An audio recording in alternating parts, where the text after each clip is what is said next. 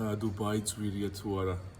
ვიტყოდი რომ არ არის ძვირი, მით უმეტეს აი არასეზონურ პერიოდში, მაისი, ივნისი, ივლისი, აგვისტო ეს თვეები არის ცხელი და არასეზონური თვეები და აქ ფინის ქირაობა ბევრად იაფია ვიდრე თბილისში. იგივე დონის სასტუმრო რო ავიღო თბილისში და აქ არსებული სასტუმრო, აქ უფრო იაფია ქირაობა.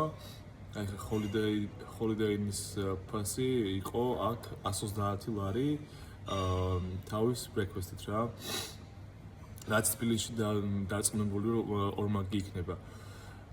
მეორე საკვები არის მაღაზიები, სადაც ძალიან მაღალი ხარისხის საკვები იყიდება, უფრო დაბალ ფასად რა, ან იგივე ფასად, ან კიდე დაბალ ფასად აქ რა.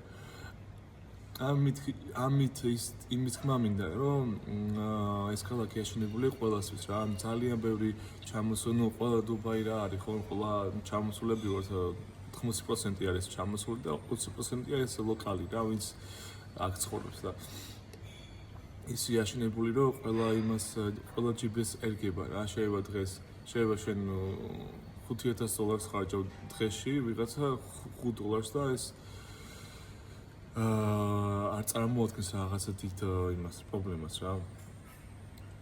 ასე რომ ეს ქალაქი არის აშენებული ესე რა, ყველა ჯიბეს ერგება რა.